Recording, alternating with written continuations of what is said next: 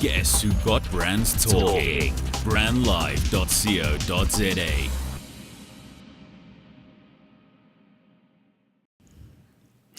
Good morning, listeners, and welcome to yet another show of Crime Uncovered.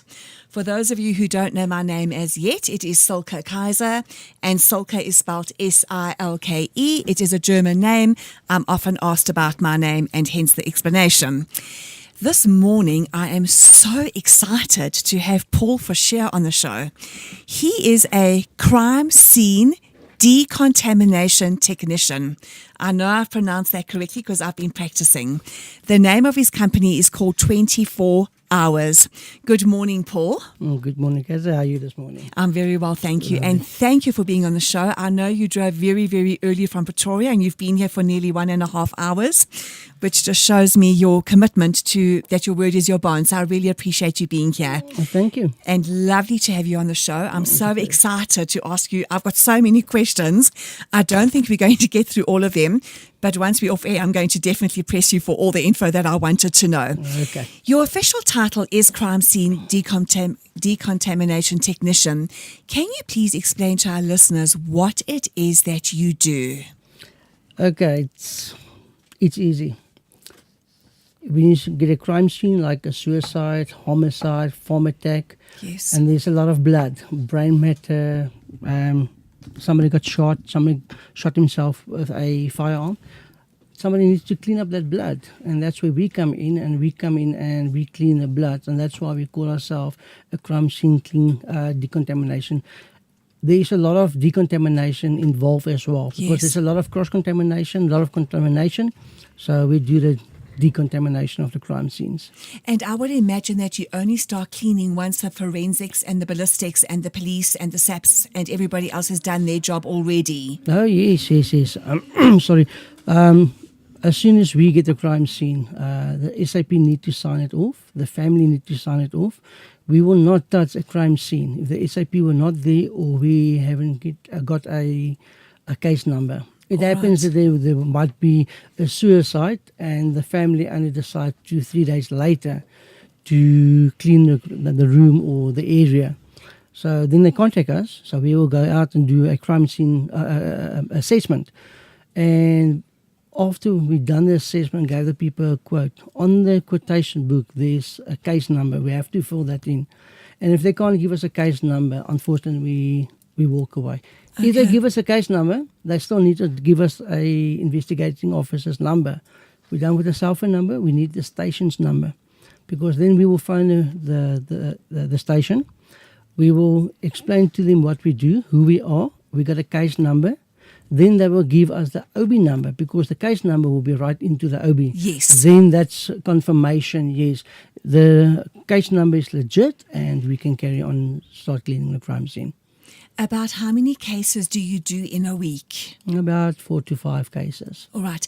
And do you have a waiting period? So let's say somebody phones you and says, you know, there's been a murder or a suicide. Sure, I mean, it's so traumatic to even say these words, but there's been a murder and a suicide. Do you tell them you'll be there at 10 o'clock in the morning? No. Or If they call us 2 o'clock in the morning, 3 o'clock in the morning, we get into our vehicles, we get into our suits. Reason for suits is that people can identify us. Go to the scene, 2 o'clock, 3 o'clock in the morning, we get into the vehicle, go to the scene, and then we spend 2 to 3 to sometimes 6 hours on the scene.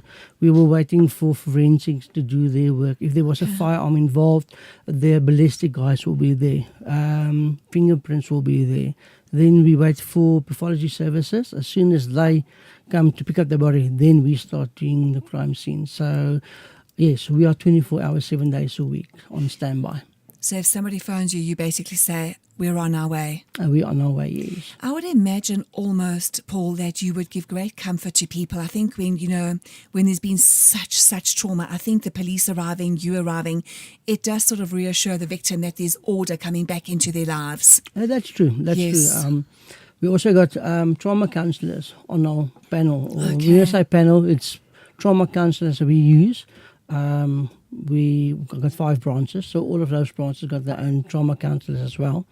So if we see they need trauma counselling, we get the trauma counsellors in. When we're done with a crime scene, you won't even tell that there was a crime scene. We try to restore everything as it was before anything happened. And tell me something, how do you cope with this? Because I know for me there's been great desensitization, which basically means for me, you never quite lose your compassion, and some of the cases do hit me much harder than others, where I will take it home with me. But you've got to have a stomach for this, I would say. Yeah, you need to have a stomach. The way we cope, firstly, we got a passion for people. Yes. I got a passion for people, and I believe my people that's working for me and with me also got a passion for people. So we talk to each other.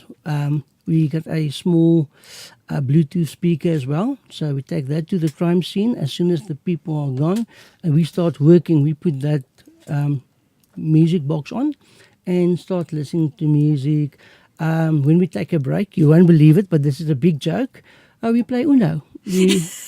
Because one of the rules of in a company is for every hour you're wearing that suit, that special suit, and we will get later to that, you have to consume a liter of water. Okay, so while we're consuming that liter of water, we're playing Uno, having a jaw. Once having a jaw, but playing Uno just to. You need to lighten your load. Yes, Literally, yeah. you do. You have to, because otherwise you would not be able to cope. And it's not that you're making a joke of a crime scene in any way, shape, or form, or minimizing the trauma of the victims. Yes. It's just that you need to look after yourselves emotionally. The reason for drinking a liter of water is that because you sweat inside your suit. Big time. If you want to lose weight, come and work for me. I want to. I just want the suit. I don't want to work for you. I just want the suit. Can I go jogging in the suit? You gave me a book, so I will give you a suit, and I will sign my suit as well. The suit, everything that's inside stays inside. Everything outside stays outside. Outside, okay. So there's no air coming in and out. So it's very, very hot in that suit. Okay. All right. And just briefly, how did you get into this industry? Okay, interesting. Big joke. Before I started this, I was the national sales manager for a very, very big painting company. Yes. Yes. So My goodness. I unfortunately, I can't do free advertising for them. Right, okay. And then the one night I was the chairperson for the CPF in the area where I live, and I went out with the SAP members to a crime scene. That was, unfortunately, was also a suicide. And the lady's daughter was, at that time, she was 16 years old, and she shot herself with her mum's gun. And while we were doing everything and walking around, do scene assessments, and SAP's done all their things, I saw the lady walking around like in don't know what's going on. And like I said, I got a passion for people. If I can help her, give her coffee, water, anything, I ask her, what can I do for you? And she asked me, who's going to clean this mess? And I stood there, look at the crime scene. I said to myself, you know what, I'm going to do it. And I said to the lady, I will clean the crime scene. And I phoned a few friends. A lot of my friends as paramedics. I asked them, how do they clean the ambulances? And they told me, and then I went to clean the crime scene. It took me very long, because that's a field I don't know. I didn't have the right equipment, right chemicals. And then I did that, and I believe I did a very, very good job. And I decided from here on, that's what I want to do. And yes, I'm doing this for the last 8 years, and I'm very happy about it. All right, that's good. And may that victim rest in peace. Yes. So, Paul, I'm guessing that you do not use normal Handy Andy or Dosmestos. What chemicals do you use? Okay, yes. The mesos and okay. Because it works very well in my house. Yeah, but you can smell it. Yes. Like I said, when we leave a crime scene, you will never know that there was a crime scene. Okay. The mestos and jig of bleach, there's a very strong odor. Yes. Chemicals that we use, there's no odor behind. Okay. It's fast working chemicals. We're working with live organisms as well. 4 of the 6 chemicals that we use is imported from the States and from Canada. The one with the live enzymes is an imported product. We don't want to use it's not that we don't want to use local things. For us, we want to go into the crime scene, use the right chemical for the right job, go in and come out. Just remember, there's a lot of trauma. They lost a daughter, lost a son. Or parents. Or parents. And now you're in and out the whole time. You don't want to do that. So we spend a lot of time and money on research as well. Research new products. What can we do and how can it make our work easier in the end of the day? So in other words, you use chemicals that you know will work, that you don't need to go back again. Is that what you're saying? That's correct, yes. Yes. For example, if we've got a blood stain, we won't use a GP cleaner, a general purpose cleaner. Okay. Because there is no general purpose cleaner. Because you can't use a general purpose cleaner for blood or brain matter or any type of body fluids. Yes. So we got something for blood, we got something for brain matter, we got something for decomposed bodies. Because that fat, you won't believe how horrible is it to clean a decomposed body with those body fluids that ran over the towels onto the carpets, stuff like that. That's very interesting. Are carpets cleanable after a body has decomposed, or you throw that carpet away? No way now. Okay, you just throw that carpet away. We cut the carpet all up, we take the underfelt out, and we clean the substrate, the concrete. Okay. And I'm still waiting for somebody to show me a vacuum cleaner, wet and dry vacuum cleaner, that will suck all the fluids out of the concrete while you still got your carpet and your underfelt. There's Okay. I done my homework and I spent a lot of money on vacuum cleaners. There's not such thing.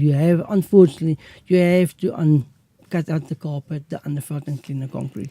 Did you train in South Africa for your job? No, there's a company in America. Yes. They call themselves amdagon.com, and it's an online course. You can do the course in 6 weeks or in 6 months on your own time, but they're very, very strict. You need to, I think it's 85%. Yeah, the pass rate is 85%.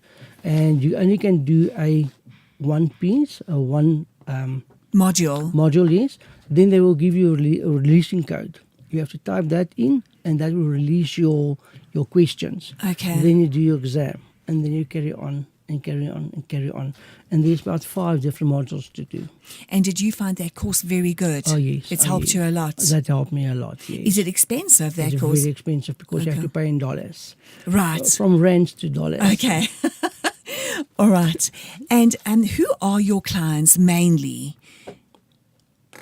Well, if I can put a joke into it, all the dead people. But right. No, not all the dead people. We were laughing on Crime Uncovered, and we were allowed to because we have to lighten this terrible subject. Of course, yes. Yes. It will be insurance companies. It will be the families. It will be the lawyers. It all depends on the circumstances, what happened and where it happened. For example, if it was a farm attack, yes, the family members will pay for that if there's any family members left. If there's no family members, it will be the insurance companies. Yes. If they are insured. Then if it's government organizations, the government will pay for that. It all depends. The different scenes there is. So insurance will pay for those crime scenes, but I would imagine that they wouldn't pay for suicides. Am I correct? That's correct. They will pay for, like example, again, farm attacks, where they can see there was forceful entry. Yes. They broke a window or a safety door. But the suicide, that's self-inflicted, so they won't pay for that. And on the farm attack, Paul, if that farmer is accosted outside of his house, for example, if he goes to the stables or if he goes to check his sprinklers, would they cover that as well? No, they won't cover that. So if the farmer is accosted outside of his home where they cannot prove forced entry, the insurance company does not cover that. They won't. Okay, that's quite interesting. All right. Do you ever feel grossed out? Yes, I do. Okay. How do you deal with that? Do you go outside and take a breather? While we're cleaning the crime scenes, once I'm grossed out, we clean a crime scene, and you don't. Okay, like I said to you off air, I haven't gagged for the last 7 years on a crime scene. Yes. So I don't know about my people because sometimes they stand up, go out, have a cigarette. And they might, but I haven't don't feel grossed out on a crime scene. Okay. I just see, while cleaning the crime scene, I can see I'm making a difference in these families' lives. If whoever passed away, whoever got killed, I can make a difference. So no, I don't. I think I would imagine definitely that you lessen the trauma because they don't need to look at that scene of horror because for them it is horror. Yes. There's no other word to describe what they see. It is horror. You know, even for people who do not deal in crime, if they see a crime scene, they are horrified. If it's your family member or something that you know, it's even worse. Even if it's close family, it's you won't believe it. The trauma that's going on there, or people want to go in and see what's going on, what happened. I can't explain it. That's trauma. If you want to see trauma, you can see the word trauma. You can see it on Facebook or you can see it on YouTube. But you want to experience trauma, that's trauma. A family member got home. My granddad was killed. And I want to use the word slaughter because they don't just kill them. That's horrible crimes, and that's trauma. Are you talking about farm attacks now with the slaughter? Yeah, I'm talking about farm attacks, yes. I can only but agree with you.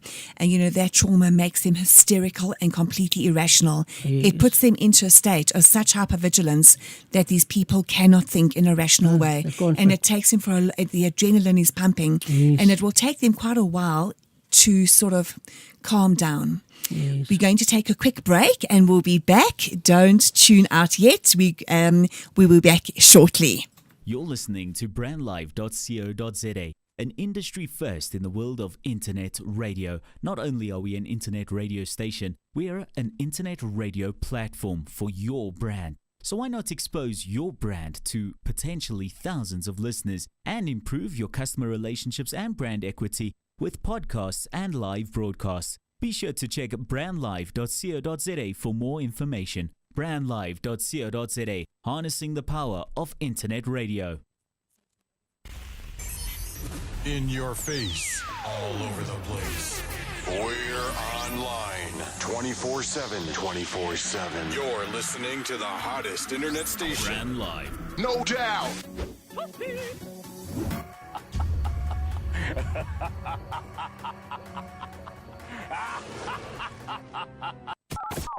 Making a bold statement yet blending into the surrounding suburbs of Melville, 27 Boxes is a realization of edgy design and practical implementation. A radical departure from the shopping malls of our generation, yet not a return to the high streets of our youth. 27 Boxes showcases the best of a shopping centre set in a garden, surrounded by the bohemian suburb that is Melville. 27 Boxes, shop, play, eat. You're listening to brandlive.co.za. And welcome back, everybody, to Crime Uncovered. We are speaking to Paul Fouchee of 24 Hours. He is a crime scene decontamination technician, and we are having a fascinating discussion this morning. Paul, welcome back to the show. Thank you.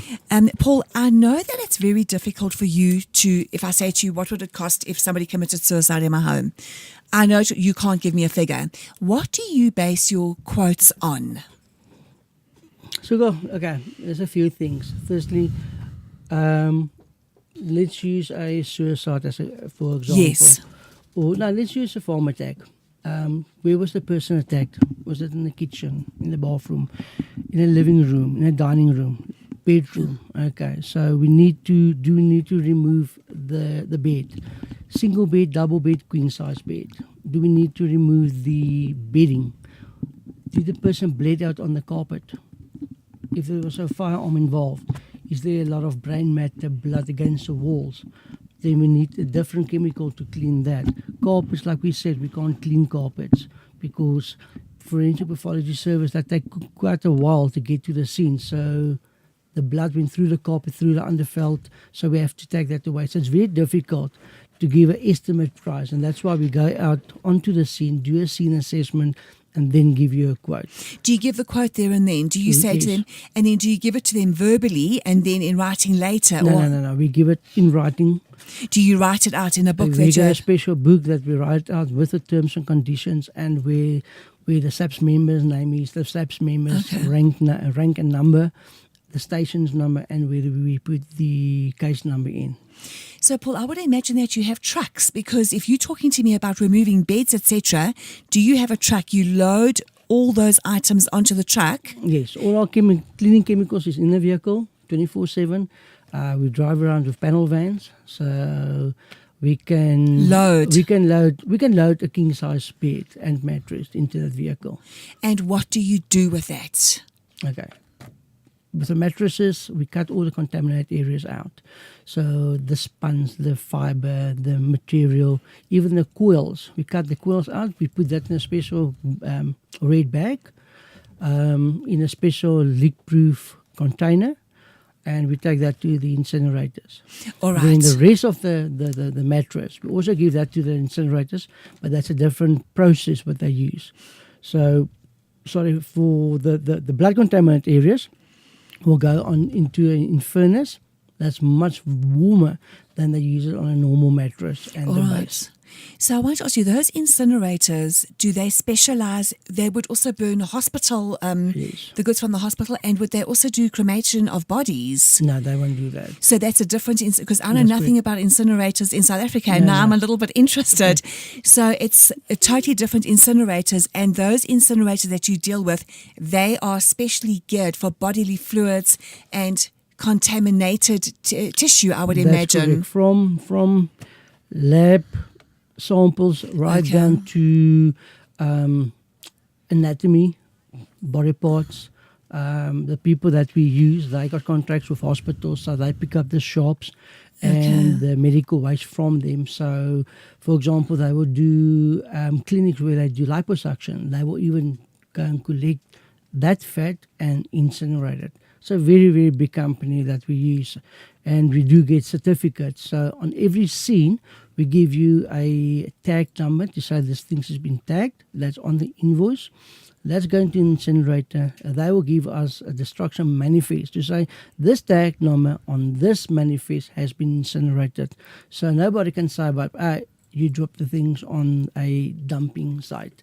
And it happened. It happened a few times. I won't say some of the oppositions, but before we saw people cleaning a crime scene and then they dropped it on a dumping site. And are there quite a few incinerators in South Africa, and are they government run or are they privately run? They are privately run. The one that we use is one of the biggest. They can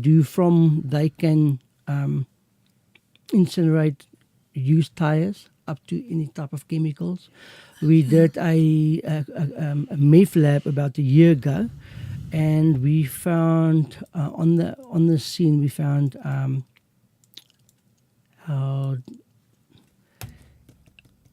anthrax. Yes, anthrax, We yes. found that on that scene. Okay, we especially put that in a special container. Because that's very dangerous. Yes, and we took it to these people as well. So And they burnt it, yes. They burned it, yeah. So, yeah. Is that strictly run in South Africa? Those incinerator companies, are they strictly controlled in South Africa? Very, very, very controlled. Okay, yeah. I would imagine so. They are very controlled. Our vehicles, before we can transport, because we got a transport permit to transport medical and hazardous waste. We got a generating permit because we are generating medical waste, and then we got the anatomy permit. So I'm allowed to drive around with a piece of an arm or an ear, or Okay. because we do pick that up on crime scenes. Pathology services will take the body away, but they won't look for all the body parts. So they will look for body parts, but say for example, body parts on top of a cupboard. They won't climb up the cupboard to clean it. So we do that. So we got a permit to move that as well. And I would imagine somebody shoots themselves, those body parts splatter all over. Oh, they do, yeah. We done a crime scene where the family said they would do it themselves. So I said to them, okay, and I know where to go and look for things. So I took a piece of the brain. I said to the woman, so what are you going to do with this? And she said, please clean it. Right. And we picked up 2 skull fractures all over the Sure. crime scene. So yes. Do you ever have an affinity for the deceased, Oh, the yes. people that die? Oh yes. Tell me about that. So let's say you walk into, I would imagine that 16-year-old girl that committed suicide, that must still weigh on your mind. And that she lost her life so young and how desperate she must have been at that time. That's true. It's she was 16 years old. Why? What happened? What went through her head? Why did she do it? Did somebody tease her at school? Did something happen at home? There will always be that question mark. And the sad part is there was no suicide letter. So she just committed suicide. And if you go look at homicides or farm attacks, they didn't ask to be there. They didn't lure those people out and say, come and kill me or rape me or do whatever you want to do. So we feel for them. Are you ever shocked at what you see on farm attacks when you see the torture, the murder and the rape? Are you shocked? I'm shocked because you can't think a normal human can think stuff out like that, to do that to another person. Yes. You can't. Do you ever feel anger towards the farm attackers? Yeah, sometimes I do. When they, for example, the one scene that we did, the lady was killed in the bedroom. The maid was they slit her throat in the kitchen, and the man they dragged him through the house. And you can see all the ski marks where they pulled him. And then my question is why? The ski marks as in blood? In blood, yeah. Okay, so they pangered him, I'm assuming. Yeah, well, the doctor said there was about 17 marks on his whole body where they just used the panga and just went, they slaughtered him. And then I was saying to myself, but why? Why didn't you just come in, tie the people up, take the TV, take the guns and bugger off? Why do you want to kill them? Yeah. What did they do to you?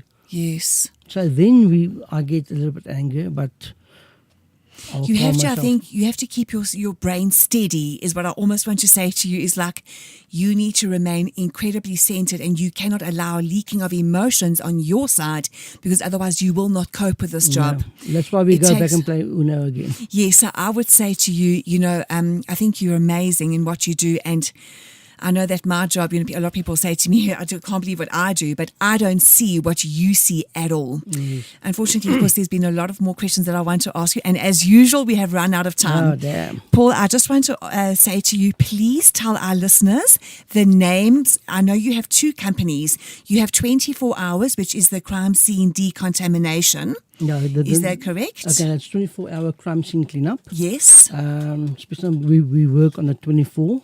Because we are 24 hours, 7 days a week available.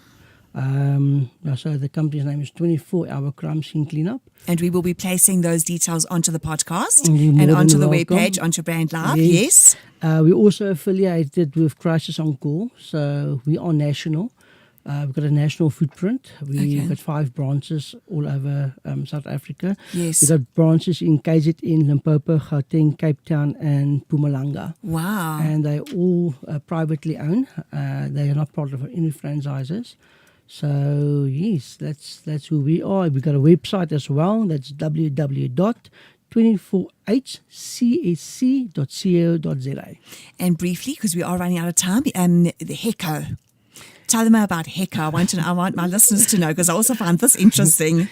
HECO stands for Emergency Cleanup Operations. There's also a part of crime scene cleanup in there.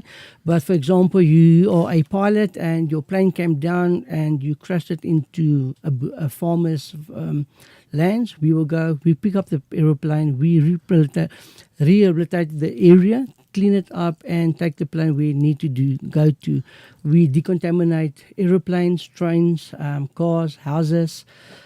So that's what HECO is doing. So also a 24-hour service. Not an office job for you, hey, Paul? No office job. No. A very, very interesting job indeed. If you want me to be my own customer, put me in the office. Right. Paul, thank you. Thank you for being on the show. We so appreciate it. This has been fascinating. And once again, thank you very much indeed. And listeners, we will be back on air on the first Monday in May. So that's next week, Monday. Please don't miss that show. I have something very exciting lined up for us on that day too. You're listening to brandlive.co.za.